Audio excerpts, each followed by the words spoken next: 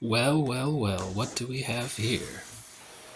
Got an old Behringer guitar amplifier, the AC 112. It's got a tube in it, but apparently it's not a tube amp, even though it does have a tube. What does that tube actually do? I'm not sure. I haven't done the research. However, I did replace the stock tube with a groove tube. And I will tell you that when I took this amp to band practice, after replacing that tube, my bass player mentioned to me that it sounded different. It sounded better. He was like, "What'd you do to it? It sounds awesome." And I replied that I had, in fact, installed a groove tube. So take that as you will. But I have a habit of taking any of this old Behringer gear that has a tube in it and replacing that tube with a groove tube.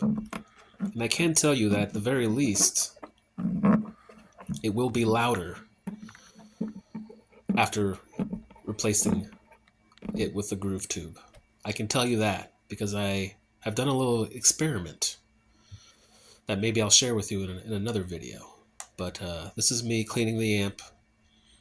Um, I had never cleaned this amp previously, ever. Never, ever. This was just a workhorse that I took to many gigs, many practices, many shows.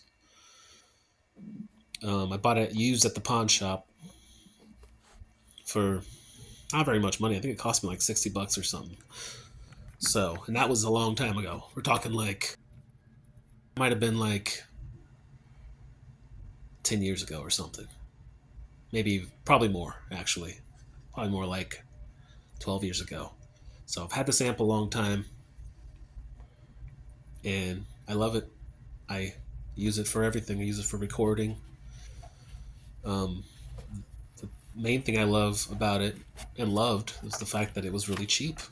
And people like to hate on Behringer, but here's a example of a fairly old Behringer amplifier that still works.